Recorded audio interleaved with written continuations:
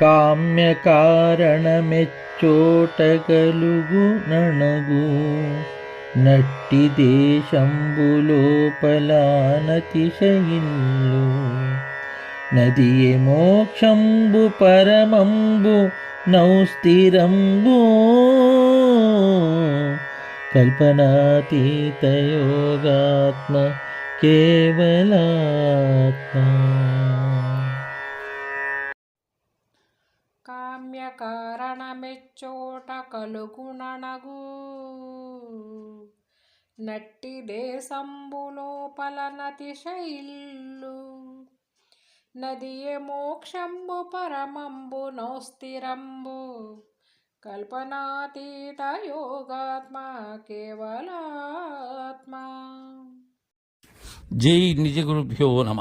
బాలరామ పండిత స్వాముల వారి కేవలాత్మ శతకం 28వ పద్యం. చిత్తశుద్ధిగా ఉండటమే పరమపదము అని తీర్పు చేసినటువంటి గురుదేవులు ఇంకా చెప్తున్నారు, నాయన కామ్య కారణ మెచ్చోట కలుగు ననగు. కామ్యము కారణము, కారణము లేనట్లయితే కోరిక లేదు. కోరిక కలగాలి అంటే కారణం ఉండాలి. అయితే ఇవి రెండు ఎక్కడ కలుగుతూ ఉన్నవి, ఎక్కడ అణగుతూ ఉన్నవి? కోరిక అణిగే కారణమేది, కోరిక కలిగే కారణమేది? కారణముతో ఉన్న కోరిక ఏది, కారణము లేని కోరిక ఏది? ఎక్కడ కలుగుతూ ఉన్నాయి, ఎక్కడ అవి అణగుతూ ఉన్నాయి? కలగటం అనేది సహజం, అణగటం అనేదే ఇక్కడ కావాల్సింది. అది ఏ చోట? నేనున్న చోటే. ఇంకా అదొక దగ్గర ఇదొక దగ్గర కాదు.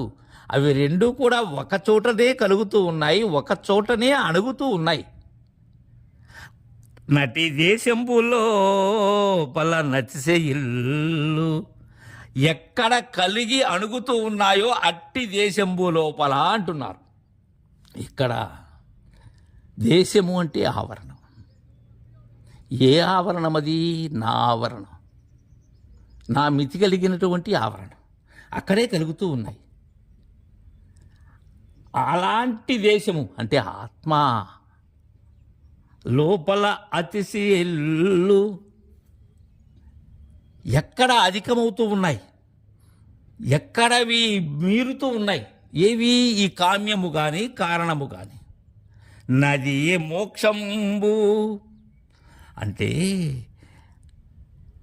ఈ కామ్యము కారణము కలిగేటువంటి దగ్గర అణిగేటువంటిది ఏదైతే ఉన్నదో ఆ మితి కలిగినటువంటి దేశము లోపల ఇవి మించిపోతూ ఉన్నవో, అంటే వాటికి ఆనవాలు లేకుండా పోతూ ఉన్నది అక్కడ, లేకపోతే చెలరేగుతూ ఉన్నాయి.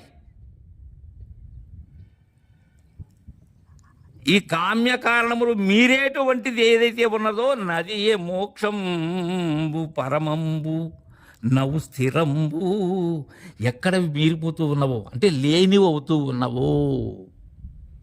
లేనివైనప్పుడు ఏమవుతున్నది అక్కడ? ఆత్మ ప్రశాంతతతో ఉన్నది అక్కడ.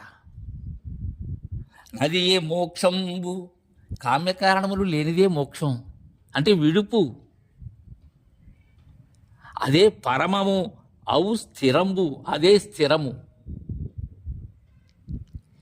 ఇక్కడ బాలరామ పండితుల వారు ముందుగా ఈ సాకార రూపమైనటువంటిది ఏదైతే ఉన్నదో అది చలన వృత్తులు మాని, చంచలత్వాన్ని మాని ఉండేటువంటి విధానాన్ని మనకు అందజేస్తూ ఉన్నారు. ఏ దేశములో ఈ కలుగుతూ అణుగుతూ ఉన్న దేశము ఏదైతే ఉన్నదో ఆ ప్రదేశంలో ఇవి మీరిపోతూ ఉన్నాయో అంటే లేనివి అవుతూ ఉన్నవో, లేనివైనదే మోక్షం.